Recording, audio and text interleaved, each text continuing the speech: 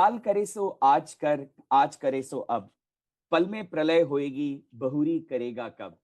Sant Kabir wrote these lines centuries ago, or this doha, but they feel remarkably relevant in today's world. His message was simple: uncertainty is inevitable, and waiting for perfect clarity is rarely an option. Leaders must make decisions with imperfect information and act despite ambiguity. As we discuss AI in BFSI today, perhaps the real question is not whether uncertainty exists. It always has. But how do organizations can move forward with conviction amidst it? Good morning, ladies and gentlemen. My name is Kunal Chikle, and I welcome you all to the second annual BFSI Learning Week presented by KNOLSKAPE, which brings together senior leaders, practitioners, innovators across banking, financial services, insurance to explore how AI is reshaping the BFSI industry landscape. Ladies and gentlemen, we are living in a time where technology is accelerating faster than organizational adaptation, leadership capability, and sometimes even human understanding. For years, AI conversations in BFSI focused on fraud detection accuracy, credit underwriting speed, and chatbot automations, also on operational saving costs and more. But today, leaders must focus on the strategic realities that include responsible AI, human plus AI, explainability as the new UX, data governance as the foundation of trust, and trust that outperforms speed. Given the dynamism of the context, how does one navigate AI from being mere digital transformation lever to a trust transformation lever? Finding the right balance is the key to enterprise adoption, ladies and gentlemen, which is breezing through uncertainties while navigating AI in this real world. So is this all hype or is there real value? This is exactly what we are set to find out today through our esteemed panel in this session, leading through uncertainty and navigating AI, hype versus real. And joining us on the panel today are Anupama Lal, Head of People and Culture at KPMG Asia Pacific. Anupama leads talent and culture transformation across the Asia Pacific region, helping organizations build future-ready leaders and workforces in a rapidly evolving business landscape. Next, we have Sethuraman Iyer, Director of IT and Midland Credit Management USA, formerly being with Bank of America as well. Sethuraman is a seasoned technology leader with deep expertise in enterprise transformation, innovation, and digital modernization within global financial services. Ladies and gentlemen, big round of applause for Anupama and Sethuraman Iyer. Next, we have Naitik Shah. Naitik is the product and revenue head for Dream Money. Formerly, Naitik was the product head for payments for Tata Neu, and he's also an ex-McKinsey. Naitik has built and scaled digital financial products and payment ecosystems, driving innovation at the intersection of customer experience, technology, and business growth. Last but not the least, on our panel, we have Sandeep Kaul, Director of White Light Consulting and a CXO coach. Sandeep has formerly been with BNP Paribas, MetLife, Generali, and HDFC Bank as business head. Sandeep is a veteran BFSI leader and an executive coach who brings decade of experience in business leadership, transformation, and guiding senior executives through change. Ladies and gentlemen, can we have a big round of virtual applause for this fantastic panel?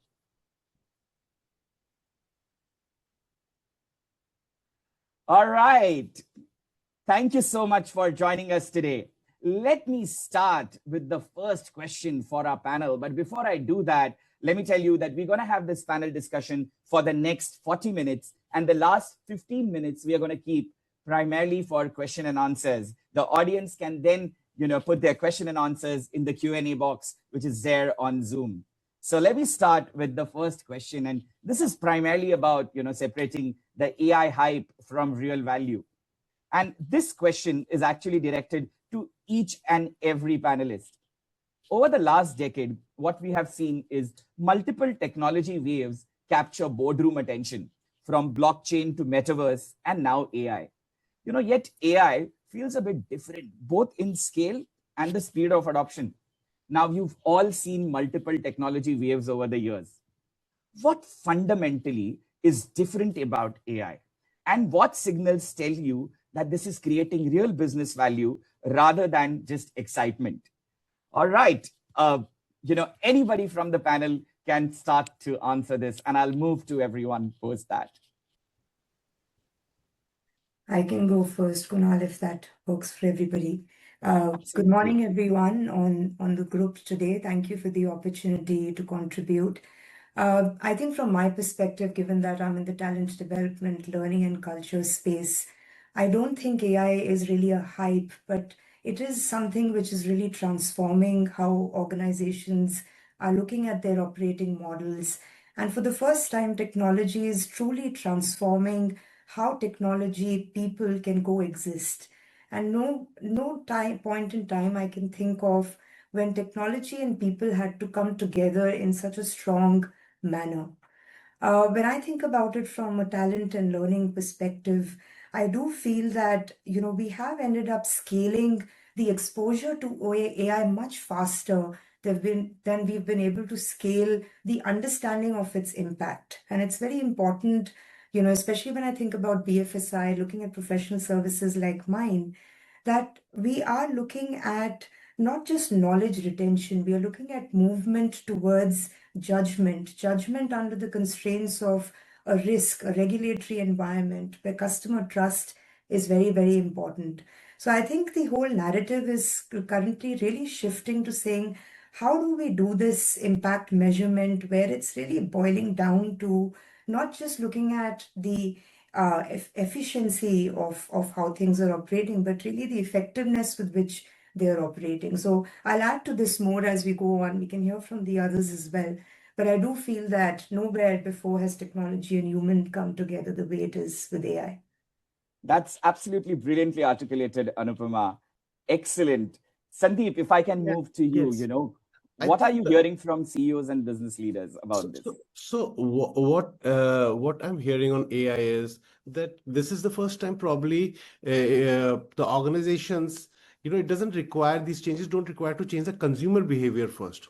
If you look at the blockchain, it required an ecosystem adoption, or metaverse involved customers or consumers to change the way they interact with technology. This is the first time where consumer behavior stays where it is. Consumers stay where they are, and the organizations are changing behind the scenes. So this is a thing. That is one trend I'm seeing in my conversations with the clients.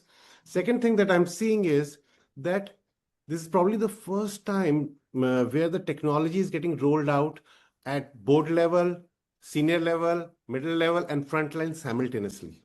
Yeah, unlike others. And along with that, I think regulators are also at it. So this creates a very unique mix.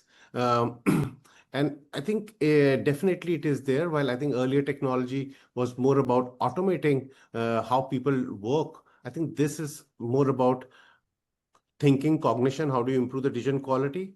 And to answer your question about hype, I think what is one thing that I look at is if the potential AI usage or deployment, if today or tomorrow the AI was to go off, would the business be materially worse? If the answer is yes, then it's creating value. And if the answer is no, then it's just a demo project. That's from me. And let's hear from the other panelist. Sandeep, thank you so much. I think that's very well put off. Will the business movie materialize be worse? I think that statement stays with me. Thank you. Naitik, what do you think from a fintech and from a product perspective? Would love to know your thoughts on that.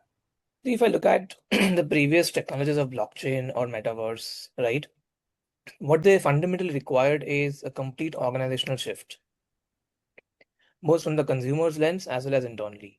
You had to make a lot more infrastructure changes. You had to have your consumers change their consumer adoption behavior, right? Which was not something which was easy. It was opening up a new lever, potentially more revenue lines, I would say, for the organization, but AI on the other side is real value. If you look at the organizations today, they are implementing smaller use cases, which are giving them payback in a span of 1 month, 2 months, sometimes even 1 quarter, I would say, right? And there are a lot of examples that we can all claim code. Sorry, I'm having a bad throat. Okay. Do you want to have some water? I'm good. I'm just not well. It's the Mumbai weather, Yeah, I yeah. must say. So I'm back here. Yeah, so there is real value. I would say that within a quarter kind of moment, yeah, you can see the paycheck coming back. There are use cases specifically in the areas of development where we are seeing that use cases can now move from an idea to consumer in extremely fast pace. In the erstwhile world, whenever you had an idea, you had to first go through a complete process of documenting, thinking through, being very clear that this will add value. The pace of experiment, the pace, sorry, the No pace of problem at all. experimentation was extremely bad earlier, right? But that is completely changed with AI. There is a lot of real value that we are seeing at this point in time. Thank you, Naitik. Thank you so much for that. Setu, I'll come to you. You know, you're the technology person on the panel, and you know, I would love to hear your thoughts about this.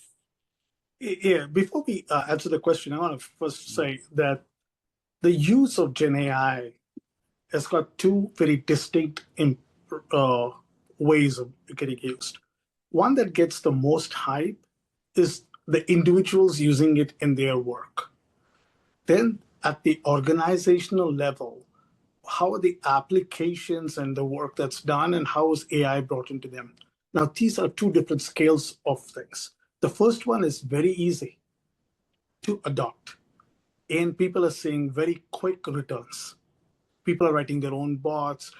To the extent I want to create a PowerPoint presentation, I use Microsoft 360 Copilot. It has got the ability to read through all my existing documentations and get to what I want to do far more quickly. And for that matter, being in HR, you got to worry about this. If I were to write my own, review at the end of the year, a Copilot can do a far better job than I can do myself. Now, when you start assessing people, it's going to be interesting to see how much of that will become very pervasive. Creating dashboards, and it's very easy to go and say, okay, I want to take this presentation, water it down, make it board level, or add more details. That adoption is going to skyrocket. There's no doubt about it. Okay, why? It's going to show value immediately.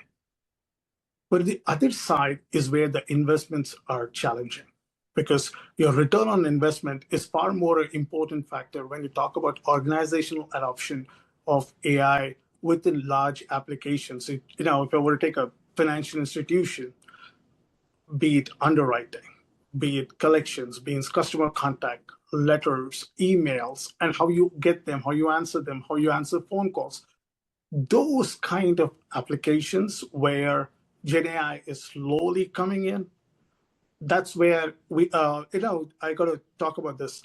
There's something known as a hype cycle. A hype cycle is, at the beginning of the adoption, everybody wants to talk about it. Everybody's talking very highly. Then all of a sudden you realize, oh, this is not something which is really useful, and that thing comes down. Yet, that's where the turn takes place. And that switch there is now it's deliberate adoption for specific use cases where it actually starts making sense. And that's where we are with the organizational applications. So you got to understand that. And once you adapt, we are at that verge where companies are getting intelligent and saying, hey, AI is not cheap. AI is expensive. Okay? There's no running away from it. Yet, where will I use it? Will I use it for some mundane job where I can throw people at it?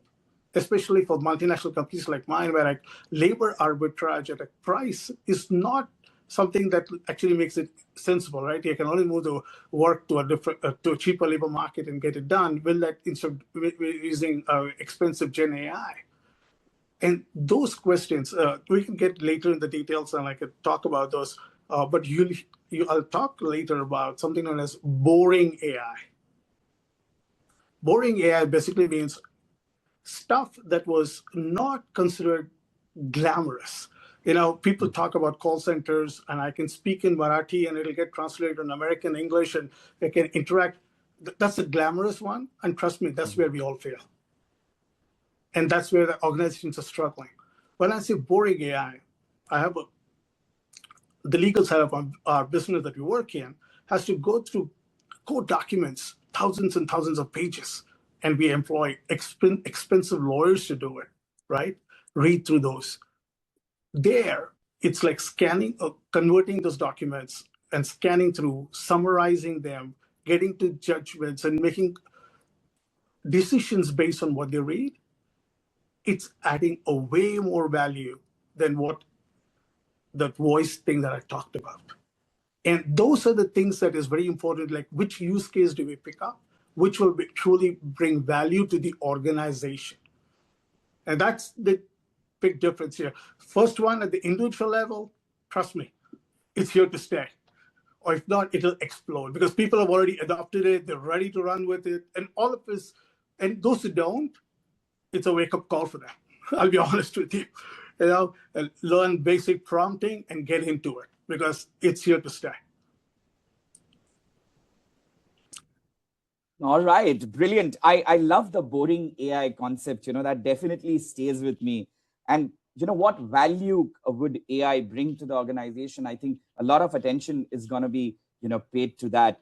So brilliant perspective from all the panelists. If any of our panelists would like to add more to this, would be happy to know about that. Anupama, any, last words on this particular question as we move along?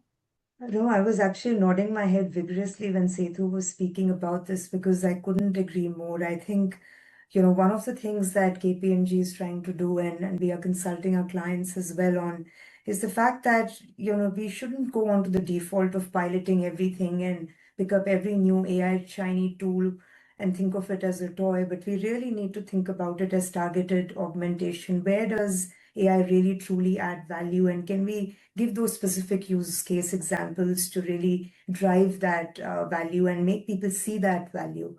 And I think I'll also say that we are really working hard with leaders on just changing their mindset as well, right? Because so much of this needs to come from leaders also demonstrating their adeptness with learning, unlearning things, and relearning things. So the whole piece around getting everybody involved, especially leaders, is big as well. So couldn't agree more with everything he said. Thank you so much. So Kunal, I just want to add to Sethu's point. I think what I'm seeing is, I think it's less of a technology problem, but more about a portfolio problem. I think good leaders, what they need to do is divide it into 3 buckets, like how it's transforming the existing business, how it's transforming, like how it's defending the existing business, how to defend the existing business, transform the existing processes, the second bucket, and third is about new business use cases, and balance across all these 3 areas. What is happening, I think, just what Sethu said, 90% of the resources currently are being allocated to the bucket 3, which is new use cases. And mostly, I think, what companies need is more use cases. They need, how does it increase the cost to income ratio of a financial services firm? That will be much more relevant. Yeah.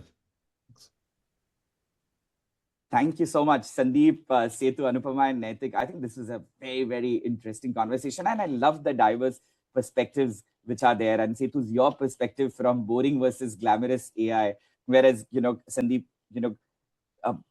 I think less of a technology problem rather than a portfolio problem, right? I think absolutely, and I would like to add that I think it's also a leadership problem. I think when it comes to AI right now, more than technology. I would like to move on to our next question. And, I would like to speak about building the ROI case. And Sandeep, I would like to pose this question to you. The fastest way to kill an AI project is to measure technical success instead of business success, right? Most financial institutions, if we have a look today, have no shortage of AI pilots. The challenge is that the ROI conversation often remains frustratingly vague. Sandeep, you've led businesses and managed P&Ls, right? How do you build the case for AI investment in a way that satisfies the CFO and not just the CDO or the technology team? Would like you to answer that, Sandeep. I think, see, there are 2 separate perspectives there. One is from mature firms, okay, and second is from the fintechs. I think fintechs are there to disrupt the system, which is a very useful role that they are playing. That is not necessarily scalable, although there are a few exceptions globally, like Revolved. We can get into it later. And second is around the bigger firms. I think for the bigger firms, what is important is what is the trust, predictability, governance. Now that, again, like Sethu said, that's boring, but it is like when you go to the regulator, I think you need to show that you're wearing the seat belt before the regulator allows you to drive. So I think the way we are presenting it, if we are able to translate into business, and what it means in business is two things. In financial firm, it's easy to business, especially on the lending side, but it's difficult to recover. So I would say that if little bit of AI investment is focused on improving the decision quality, because 0.5% increase in terms of your loan recovery rates can do more savings than laying off 500 people in operational roles. So that is my thing. So we just need to see it judiciously. I think that's a brilliant take. I think that line stays with me forever. Thank you so much, Sandeep. Naitik, what would you like to speak about this from a matrix perspective, from a product's perspective? Right. See, as Sandeep mentioned, right, fintechs are here to disrupt. We'll always be the first entities to take any AI adoption. And frankly speaking, finance is not going to be a challenge at fintechs. But I do understand that large corporations have a lot at stake. They make a mistake and the markets will react to it. You need to have your finance team, your HR team, your leaders, your technology team all come on board. And one of the best ways to get that done is to have real value generated in terms of P&L. If you convince the team that by doing ABC activities, you can save some $1 million, I'm sure 100% everybody's going to come on board. At the same time, the organizations also need to balance in putting in some investments from a long-term lens. Not every ROI is going to be available in a year or two, right? You need to take some bolder bets, have a long-term thinking. The bucket 3 that Sandeep spoke of a while back, having newer areas built just by using AI. I am a strong evangelist of that. I would personally believe that there is a need for all the teams to look into building newer use cases using AI. The payback is definitely away, but it will make you stand out in the market, potentially create a business mode for you, which a traditional efficiency improvement may not take you anywhere. It will just help you on the cost side. If you want to improve the revenue, you have to look at newer use cases. Thank you, Naitik. Thanks. Setu, would like to ask you, how would technology teams, primarily prove value? The couple of answers. The very first one, it keeps hearing that fintech is nimble, can do anything, and they're always a fast. On the other extreme end is organizations like Bank of America that I used to work at previously, which has 200,000 people in it, and their processes and everything is so set. How do you move them to the other side of the fence, right? One of the biggest bottlenecks these large institutions have is, from a technology perspective, is legacy systems. And they are prevalent in every financial institutions. If you look at the largest users of COBOL and mainframes, guess where they are? They are in financial institutions. And that's where a different way of using AI comes into picture. It's not about using the AI for consumer interaction or anything like that, but using the newer upcoming and emerging technologies, and this is where probably KPMG will play a big role in these, is helping these large organizations take their most challenging environments of these legacy mainframes, converting them into something much more nimble. One of the biggest reasons why these banks can't react very quickly is because they're stuck with technologies. If a fintech starts clean, all the technologies they use are brand new. Everything, interoperability is not a problem. It's part of the design. Now, when you come to an organization which has been in existence for 70 years or 100 years or 200 years, they got technologies from those many years. And trust me, it's even difficult to find somebody in college who actually learned COBOL. I don't think COBOL was taught in a university for the last 10 years, for that matter. And how are you going to get find time? And that entire age group of people are either retired or ready to retire. It's a huge risk they carry. So those kind of different places where we will see, from a technology perspective, AI playing a very big role. SME knowledge. This is another very big challenge large institutions have. Systems have been built, people have moved on. Nobody knows why it does something. People know it does it. If you ask them why, I don't know. It was built before I came into this company, and these are the rules. What do you do? That is where you'll see AI come in. The technologies help them to revamp their existing systems.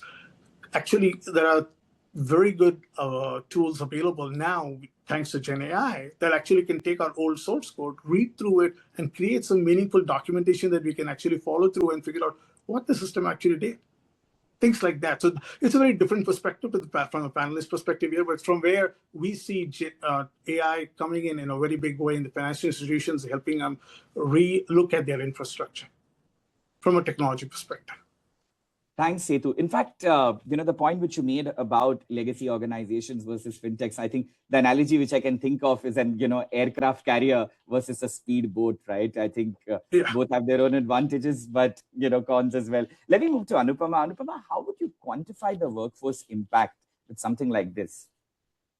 I mean, I think, the whole workforce impact there is a lot of noise at the moment, in my view. I think what we need to understand is that there's a lot that we don't know. And it doesn't mean that, you'll suddenly have layoffs and people will be without jobs. Because at the core of it, think about it, right? How will economies run if people are not earning money and they don't have jobs to do?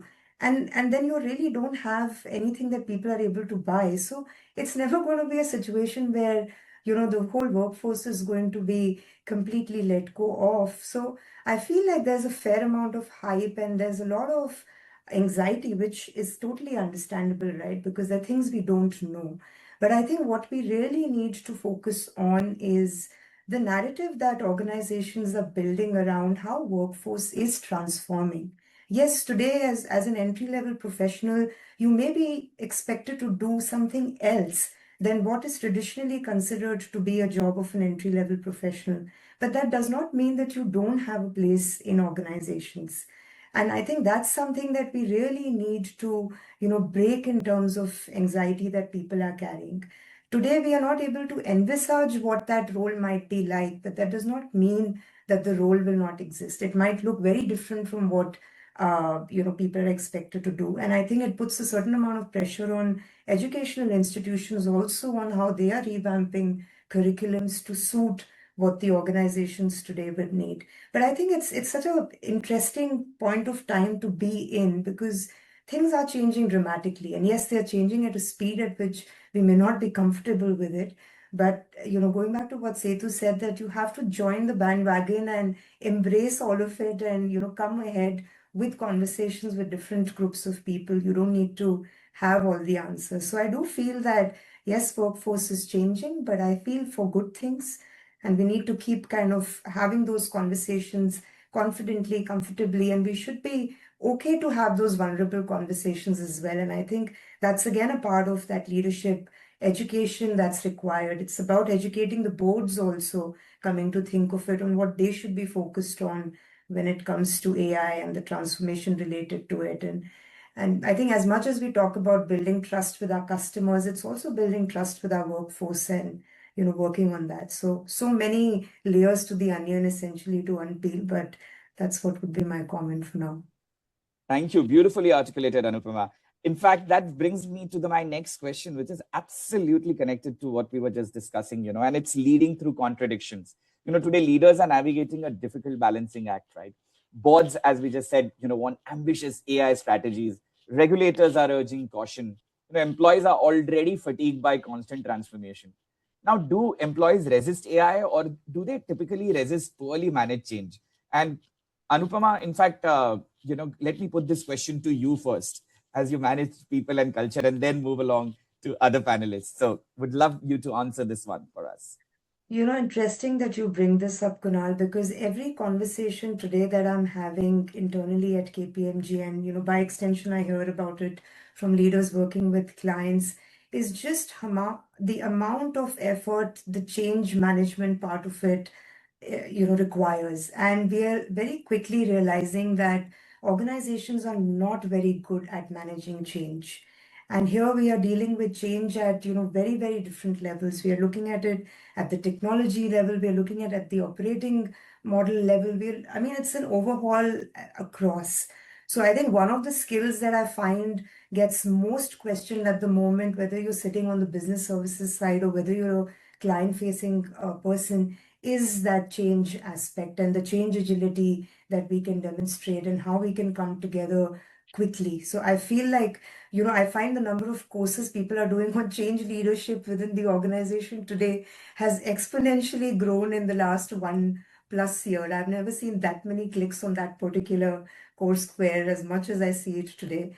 But, jokes aside, I think it's certainly such an important part of the role even learning professionals who've joined this conversation would be realizing. I think the support that we need to extend to businesses, to our leaders, to our people on that side is going to be very, very important. And I think that's where that human potential and how human and AI kind of come together kind of comes back as well. That, in this transformation, yes, AI will do many things, but how do we keep to the human in the loop is going to be an important one. So I think change leadership is top and judgment is the second one. Those are the two which are going to be the most critical skills in the coming years. Thank you, Anupama. Change leadership and judgment. I'll keep that in mind. I'll move on to Naitik. Naitik, from a fintech and startups perspective, most nimble, agile, speedboat analogy, right? What do you think? What are the challenges typically fintechs and startups would face? The challenge of fintech face is very different from the incumbents, right? Tokens are expensive. AI is expensive. If you make the team start using AI regularly, they will not stop in using it. I think at fintechs, you have to tell them where not to use it. That's the best way to keep your finance team very happy. Otherwise, the teams can just burn through the entire budget in a day, right? At the same time, the non-technology function, right? When it comes to anything beyond product design and technology teams, there it is a little bit of effort to make them adopt this technology because it's not something that they've been using it in their past life, right? I would say in their previous roles. So there is definitely some effort required. However, being nimble enough, these organizations typically have the appetite and the mindset of the individual employees to adopt this technology. Flip side, if I were to look at any of my partner institutions or incumbents, right, I am seeing a lot of them struggling and trying to identify what type of talent pool should be the first pool to start using this, because they need champions within the organization who can do show and tell that I use this. This is the result I achieved, and now if you try, you may see something better than this. So the pace at which the adoption is happening between incumbents and fintechs, of course, is very different, and that's the whole element of change management there. Absolutely. Well said, Naitik. And I think even if we look at some of the top, financial institutions, especially the legacy banks in India, you will see that the level of AI adoption and AI efficacy in them is completely at a different level. We've been having conversations with a lot of our prospects as well, and we do see that difference. I'll move on to Sandeep right now. And Sandeep, never has it happened, way back in the early 2010, 2011, when I used to work with NDTV, we never thought a war would ever happen, and, here we are in the last 10, years, so many things have happened which did not happen from the time of independence. So we're leading through absolute uncertainty, What's your take on how leaders are viewing this as a leadership challenge and how are they tackling it? So when I look at it, actually for leaders, I think the biggest thing is to get top quality talent. And if I just look at 2 or 3 broad things, Deloitte does a global survey of Gen Z. And last year, okay, and even for the last 2 years, in fact, the survey, only 6% of Gen Z aspire to have senior leadership roles. They have zero motivation. 6%. That's the global average. Now, what that means is if you need to, and parallelly, what is happening is that a lot of layoffs at the big firms are happening globally, like you said, for a variety of reasons. That is changing the predictability contract with the firm, because you go join a firm, make a career. That doesn't make sense. So now, at the same time, what it does is, I think the way the organizations hire talent, they need to relook.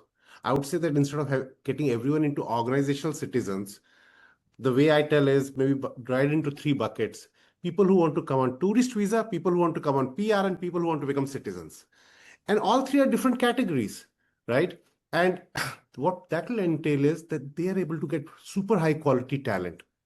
I think talent will be very important criteria. Second, what I see is with AI, even if you look at AI, so much hype is there, but I saw the World Economic Survey of the skills which are required to succeed in the next 5 years. AI was number 2. Number 1 was critical thinking.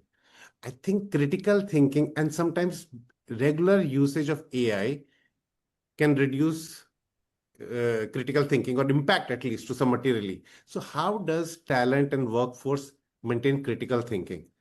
I think these two become super differentiators for companies in this thing. And third is the role of leaders to lead and sell a vision, because now they get attracted by why. And the thing is that you need to sell the purpose in an unpredictable world. I think that will be a big skill for the leaders if they're able to attract right quality talent. Yes. Yeah, complete. Great. Thank you so much, Sandeep. I actually want to move on to the next question, and this is about trust, governance, and explainability. At the end of the day, I think trust remains the most important asset in banking, insurance, and financial services, right? And my question is directed at Setu, right? Setu, if an AI system makes a bad decision, who's really accountable? Is it the developer, the business leader, the model owner, or the institution? Who's accountable? Well, I would say the people who write the prompts and test it out. But before I get into that, I got to talk about something else. It'll help you put the answer together. When you look at what's coming out of the AI models, there are two specific variety. One, I call it as deterministic AI, and there is probabilistic AI. And I'll give you all examples, and you can go from there. If I'm watching Netflix and it's showing me my next best movie that I should watch based on what I've seen before, it doesn't have to be accurate. It has to be suggestive. And that is one level of kind of AI that you're looking at. The other side of AI is deterministic AI. If I were to read this court document and come up with affidavit or whatever that is, and I have to come up with a conclusion, there is no room for error. And every time I go through the same document, I should get the same answer. Okay, so once you understand that, then you can look at it from a regulatory standpoint, where the regulation will be more tighter. It will be more tighter when I want deterministic AI. Probabilistic AI is fine. Or for example, I want to apply for a credit card. They say I'm going to hyper personalize it. I'm going to give you 3 offers of 0% and so many points, blah, blah, blah. Again, that is probabilistic, right? It's not deterministic. But if I make the mistake of giving the wrong credit line to the wrong person, especially the edge curves, can be detrimental to my relationship with the consumer. One, it could either lead to big losses because I was too open and gave it to everybody, or other extreme, I pissed off my rich customers by denying them. So when it comes to AI and responsibilities, so it's not a very simplistic answer that I can give you, but it depends on the use case that you're dealing with and what kind of output is expected. That's where the whole thing will lie about. Now, definitely deterministic AI is more expensive, no running away from it. Yet it is where a lot of regulations you'll see come through over a period of time and across the world. Every country is, I think Gen AI, actually is a great leveler in many ways because it's new to everybody. You can't say that, the regulations in Europe is better and India should follow or US is better. No, everybody's in the same boat. Everybody's trying to figure out this thing. And for that matter, regulators don't even know what they're trying to regulate. It's that kind of situation. So I know I give you a very vague answer, but I have no choice about it, but because the topic is that wide. No, I think that was a brilliant answer. I love the Netflix example as well, moving on, just want to check on, I have one question, in fact, on this particular question itself, right? And I want to talk about trust. Sandeep, you've been, working with CEOs, right? And with top leaders, what does it mean from a customer trust perspective? So would love to know more about that. See, if you look at financial services, trust is the balance sheet of what they're selling. Basically, they're working on trust. So that's a fundamental thing. I think, because that determines where you keep your money, where you transact, because, and especially sometimes if you look at the extreme example of insurance, especially life insurance, it's like 30 years down the line, who would pay, right? So I think trust is really super important. And again, you are saying from trust and in terms of fintech, big firms, or is it like, what's the take that you would want me to focus on? I would like a take on fintechs and on big firms as well. Both.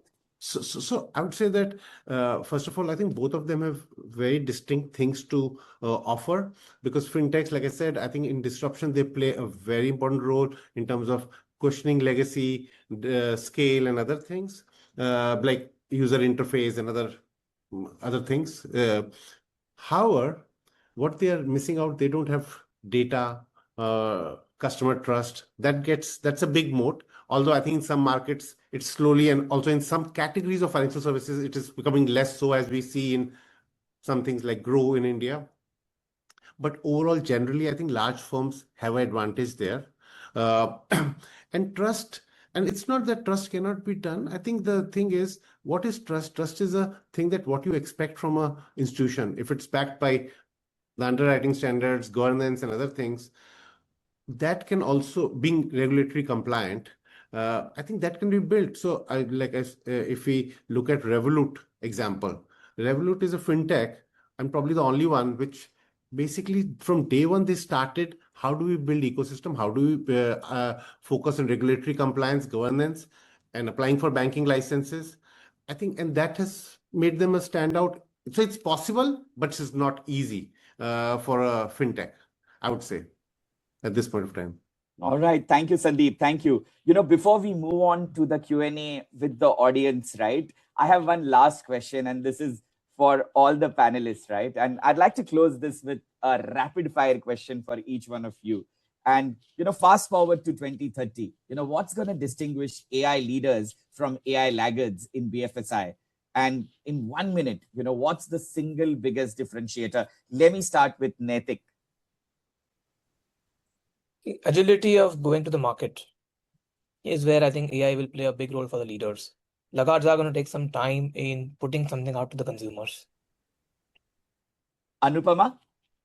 I think to me, it will be being stewards of trust and really showing what that means in business and in ROI. I think that's where leaders would be differentiating themselves. All right. Let me go to Setu on this. Thank you, Anupama. It's very much what Naitik and Anupama mentioned, and it's all going to be about how quickly we can adopt and deliver, and those organizations that can do that, there'll be a lot more adoption of Gen AI as compared to the others. Thank you, Setu. Sandeep? So I have a contrarian view. I think that if you look at previous trends, the people who are the first timers don't necessarily win out. So I think that for AI, one thing would be if the leaders or the firms are using AI to improve the decision quality in financial services, because decision quality is very important, because that can improve how you collect money and back, because loss ratios and all can get impacted. And second is, I think leaders who invest in upgrading their critical thinking skills or maintain their critical thinking while evaluating AI, because two people can have the same car but drive it differently. Yeah. So that's my 2 cents. Great. I think it was a fantastic panel discussion, right? And thank you so much to all our panelists. Before we move on to the Q&A, I want to say that if there's one theme that has emerged today, right, that AI is no longer a technology conversation, 110% leadership conversation, and the organizations that are going to succeed are not necessarily going to be those with the most advanced algorithms. But I think those, who build trust, combine human judgment with AI intelligence, and execute with discipline amidst all this uncertainty. So with that, let me start with the Q&A. We have our first question, and it's from Yamini, and her question is, beyond the buzzwords, what does real AI value actually look like in your organization, and how do you know when you found it versus just chasing the trend? That's a brilliant question, Yamini. All right, and anybody from the panel can take that up. I can give a I'll give you yeah, Setu, go ahead. No, go ahead, please. No, I'm sure you'll have a good example on the technology side, and I can back you up with something at my end. Go ahead. Now, I was referring to this. If we were to find a use case that you can't throw money or labor at, and now you're able to do something that brings value to you, that will be your winner. And that is what will actually ask other people to look up and say, oh yeah, I could never do that. And the only way I did it is because I used Gen AI. Yeah. And that's where the value is. The value is both, not just revenue, but also that that everybody starts believing, yes, it can bring something to the table. It's not cost saving, it's not speed, it's because those you can throw money at them, but something that you just couldn't do it. Yeah.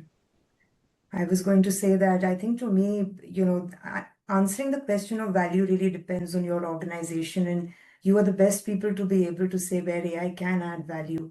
A very small example from a learning perspective, we created an AI-enabled tool in KPMG, which essentially is looking at one problem area that we have, which is that learners have very low discovery of content. What I mean by that is there's a lot of content available within the network, but learners don't know how to find it, access it quickly at the point of need, learn quickly, and then implement it, right?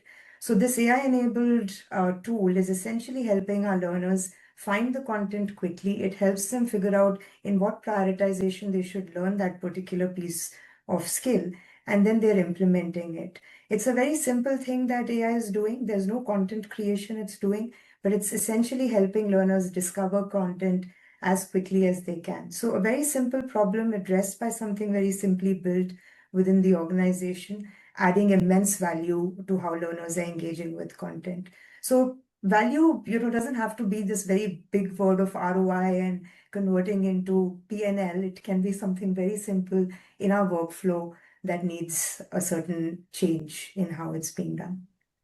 Thank you, Anupama. Thank you so much. I'll move on to the next question, which is by Kalyani. Dear panel, as an edutech wing of learning L&T, I'm looking at skills apart from critical thinking, which is coming out clearly. But for young students, can you please indicate 3 skills? We actually did this study, and of course, the World Economic Forum has also actually done that report, and Sandeep was just making a reference to it. I don't know if I'll call out 3, but the one that I will call out is curiosity. And I feel like that's something that's going to be very critical at every level. It's not only for the younger generation coming into the workforce, it's equally for leaders as well, and it can look differently at different levels. But I would call out curiosity as one of the big ones. And I think the second one I would call out is systems thinking. And I know that that's a word that's been overused, like collaboration and others in the corporate world, but I do feel that systems thinking is coming back again in a big way, because we are looking at, that targeted augmentation that AI can do. We are not looking at patchwork. We're looking at it really integrating into our ecosystems and operating environments. So a lot of system thinking that's required. Thank you, Anupama. Thank you. Well, before we move on to the next question, I just wanted to inform our brilliant audience over here that there will be a poll which will be given on Zoom. Please fill in the poll and give us feedback on how the session went. Moving on to the next question, James has actually, asked you a question on boring AI. Can you please elaborate with some real life scenarios? That's for Setu. A boring AI. Boring AI it's, for example, today call centers, all financial institutions have call centers. You have to figure out whether when they were talking to the consumer, did they follow regulations? Now, again, my context is more US, but it's very typically across the world. Like if it's a collection call, you start with saying that I'm a collector and this is why I'm calling you, making sure those things happen. Similarly, how they identify themselves, and there are state regulations and everything else have to be done. Then if you're taking a payment, there are again some regulations to be followed. It's like how you disclose whether the information they gave us about their bank, their routing number, again, and payment plans have been set up. You got to things like that. It's boring to listen to those phone calls and score your every person talking to them. That's why it's boring, and it's impossible to listen to every phone call and decide the score and say, did this person do well or not? Or does this person need learning? Do they need to go back and learn and see how we can correct their this one? Now, if there are AI systems that can be built very easily, is to take the voice call, transcribe it into words, and run them through some LLMs and prompting, we can score every phone call, which we could never do before. It's Kunal, just an example. Yeah. Sorry. Yes, Sandeep. Yeah, just to add to Setu's example, I'll just like to give an Indian example. So Bajaj Finance, they had on an annual basis 2 crore phone calls from 15.5 lakh customers. By going the same thing, all the transactions, everything has been done. They were able to sell incrementally 1,600 crores of fresh loans, because when the AI listened to all the 2 crore calls, they were able to detect some patterns which the human thing, although they are also trained, they missed out. And I think that made customized thing. And what was interesting was that while they were rolling this out, I think their interest margins compressed by around 40 basis points. And this helped them increase their net interest margins by 80 basis points. So actually help their stock price also. That's incidental. But I think that is one local example who's doing it extensively. And also, I think everyone is using, even State Bank is using for contact center, although I don't have the full details on that. Thank you so much, Sandeep and Setu, on that. Time for a couple of last questions, right? If there is one decision you could reset you made in the last 18 months, a tool you chose, a vendor you trusted, or a case you prioritized, what would it be, and what would you tell this audience to watch out for? I would like actually Naitik to take this question. This is from Paul. Right. So I think I'll not give the specific names of the vendor here, but what I would advise here is a mistake we made was we locked ourselves into a vendor giving us generative AI capabilities for a 12-month kind of a period. AI is adopting and moving at a very, very fast pace. As you keep trying to just keep yourself up to date on what is happening in the market every day, you will see that there are newer and newer models coming in from different partners on an average per week. So one advice to the team here would be, when you're choosing any partner who is giving you AI capabilities, don't go for lock-ins. They offer something as pay-as-you-go model. It's a good start. Learn from there. If you see great value, that's when you commit to it.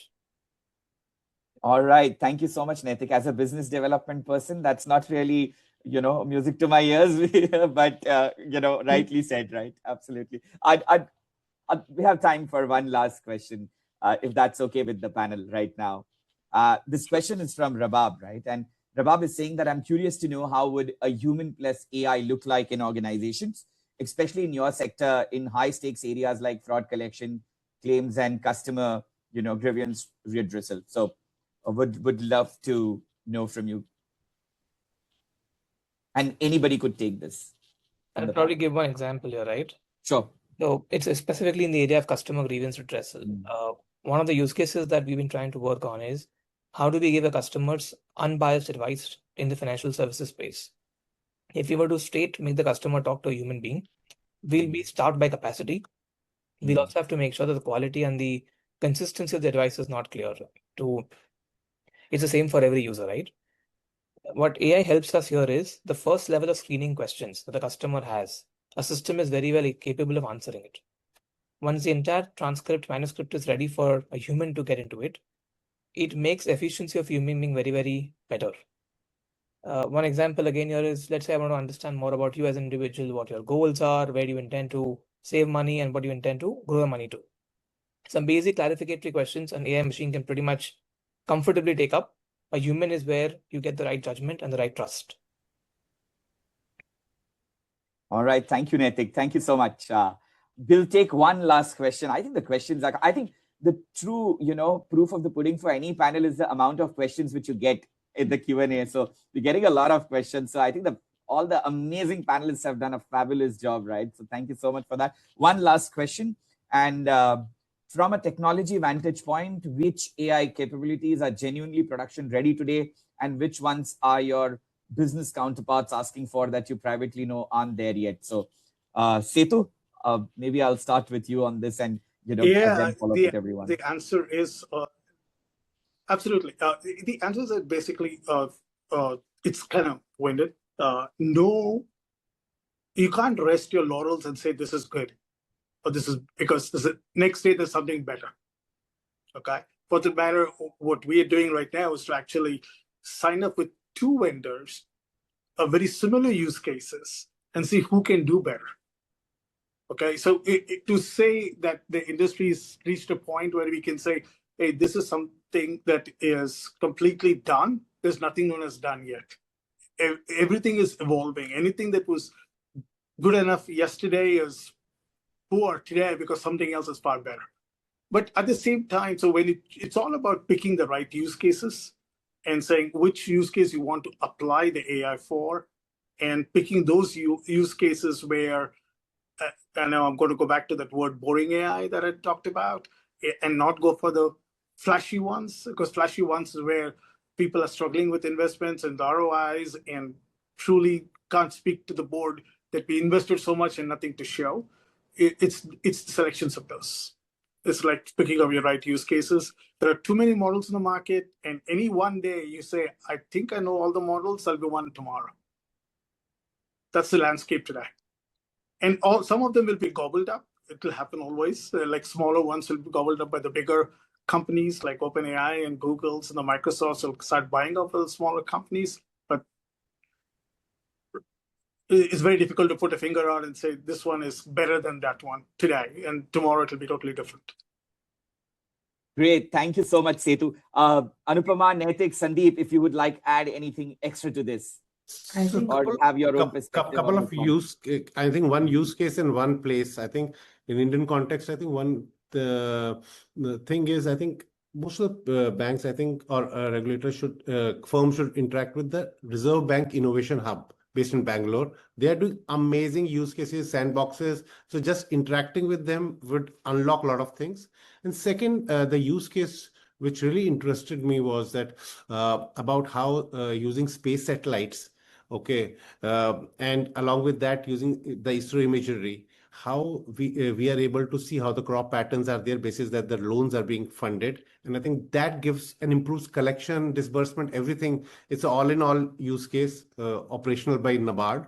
I think that's really something that people can use. That's an interesting one. Yeah. From my perspective, I think in the region, I find that there is uneven maturity as well across geographies, right? And that makes it interesting on how you can scale something that's being adopted, because regulatory environments can be very different in different countries. So would be the data readiness and the ecosystems that exist within these organizations. So I think we also need to keep in mind that maturity unevenness, that we need to somewhere create commonality, and then some things that need to be delivered and executed locally as well. So I'd only add that parameter to the decision process. Thank you, Anupama. I just want to add on to a different point, right? There was a question by some member on the learning, what skills are required. And I just want to tell the team that it's not difficult. If you don't make a start, if you don't make a try, you will not get there. And the only way to learn this is by trying it. You will hear technical terms like prompt engineering, learn coding. You don't need to do any of that. As long as you're trying it, you will get there. That's a simple skill to develop here. Absolutely. Well said, Naitik. And I think the Kabir's Doha, which I said in the introduction, holds true for this. Great. Absolutely. So thank you so much for being such a brilliant panel and such a distinctive panel. We got so many varied views, and this was really a fabulous conversation, ladies and gentlemen. And thank you, ladies and gentlemen, our audience, for being such a fabulous audience, and for the amazing questions and insightful questions as well. We are having our next session at 5 p.m. today, so do join us for that session as well. All right, so from all of us here, have a fantastic week ahead, and keep learning and keep growing. Thank you. Thank you. Thank you. Thank you. Thank you, Sandeep. Thank you, Naitik. Thank you, Anupama. And thank you, Setu.